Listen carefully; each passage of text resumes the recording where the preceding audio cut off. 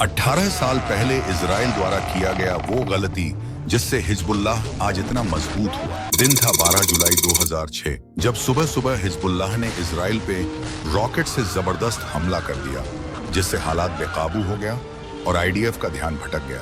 और इसका फायदा उठाकर हिजबुल्लाह इजराइल के सीमा में घुस गया और हमला करके आईडीएफ के 8 सैनिक को मार दिया और 2 सैनिक को उठाकर ले गया। लेकिन 12 जुलाई 2006 की रात इजराइल ने इतना भीषण हमला किया कि हिजबुल्लाह के बड़े नेता को भूमिगत होना पड़ा। 34 दिन चले युद्ध के बाद 14 अगस्त 2006 को युद्ध समाप्ति की घोषणा की गई।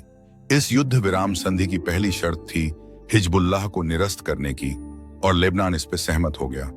लेकिन इजराइल की सबसे बड़ी गलती थी कि उसने इस संधि में अपने अगवा किए गए अपने 2 सैनिक को नहीं मांगा, जिसे हिजबुल्लाह ने अपनी जीत के तौर पे दिखाया। और इस सांकेतिक जीत ने हिजबुल्लाह का मनोबल इतना बढ़ा दिया कि उसे लगने लगा कि वो इजराइल को हरा सकता है। अक्टूबर 2023 में हमास के कुछ लड़ाकों ने इजराइल के अंदर घुसकर सैकड़ों लोगों को मौत का घाट उतार दिया और सैकड़ों लोगों को बंधक बना लिया। प्रत्युत्तर में इजराइल ने सीधी जंग छेड़ दी और लगभग हमास का खात्मा कर दिया। और इसी हमास इजराइल जंग के बहाने हिजबुल्लाह ने इजराइल के उत्तरी छोर से हमला करना शुरू कर दिया। मतलब इजराइल के लिए युद्ध का दूसरा मोर्चा भी खोल दिया। शुरुआत हिजबुल्लाह द्वारा रॉकेट हमला से होता है, जिसे काफी हद तक इजराइल ने अपने एयर डिफेंस सिस्टम आयरन डोम द्वारा हवा में ही गिरा। इजराइल के एक एयर स्ट्राइक में हिजबुल्लाह का टॉप कमांडर फवाद शुकर मारा जाता है। ये हिजबुल्लाह के लिए जबरदस्त झटका था। बदले में हिजबुल्लाह ने इजराइल के ऊपर रॉकेट की बौछार कर दी। इस रॉकेट हमले में इजराइल के कुछ बच्चों की मौत हो जाती है जो उस वक्त फुटबॉल खेल रहे थे। इजरायली प्रधानमंत्री नेतन्याहू ने घोषणा कर दी कि इसका बदला लिया जाएगा। और कुछ समय बाद लेबनान में एकाएक पेजर फटने की घटना होती है और बाद में वाकी टाकी भी फटने लगता है। उसके कुछ समय बाद सोलर पैनल में भी ब्लास्ट होने लगता है। में हिजबुल्लाह के लड़ाके मोबाइल की जगह पेजर का इस्तेमाल करते थे और एक ही झटके में हिजबुल्लाह के हजारों लड़ाके इस ब्लास्ट के कारण लड़ने के योग्य नहीं रह जाता है। किसी की आंख फट गई तो किसी के पैर उड़ गए। हिजबुल्लाह इस पेजर अटैक से बौखला गया और पहली बार तेल अवीव को निशाना बनाते हुए बैलिस्टिक मिसाइल से हमला करता है। मिसाइल को रोक लिया गया, लेकिन इजराइल का धैर्य जवाब दे गया और उसने दक्षिणी लेबनान यानी हिजबुल्लाह के इलाके में जबरदस्त एयर स्ट्राइक शुरू कर दिया। एक सटीक एयर स्ट्राइक में इजराइल ने रद्वान फोर्स के कमांडर इब्राहिम अकील को मार गिराया और इससे पहले कि हिजबुल्लाह संभलता, एक और स्ट्राइक में इजराइल ने उसके मिसाइल और रॉकेट प्रमुख इब्राहिम कुबैसी को भी ढेर कर दिया। लगातार झटकों के बावजूद हिजबुल्लाह ने जंग जारी रखने की कसम खाई, क्योंकि उसने अपने अधिकांश हथियार आम नागरिकों के घर में छुपा कर रखा था, जहां से वो मानव ढाल बनाकर इजराइल पे अटैक करता था। इजराइल ने इसकी काट के लिए एक ही दिन में हजारों वॉइस कॉल लेबनानियों के मोबाइल पे सुनाया कि वो हिजबुल्लाह के लिए मानव ढाल न बने और अपने घर का इस्तेमाल हिजबुल्लाह के असलहों के लिए नहीं होने दें। और इसके बाद इजराइल ने ऐसे मकानों को निशाना बनाना शुरू किया जहां हिजबुल्लाह ने हथियार छुपा रखे थे। इस स्ट्राइक में करीब 600 लेबनानी मारे गए। उधर आईडीएफ का कहना है कि वो एयर स्ट्राइक के जरिए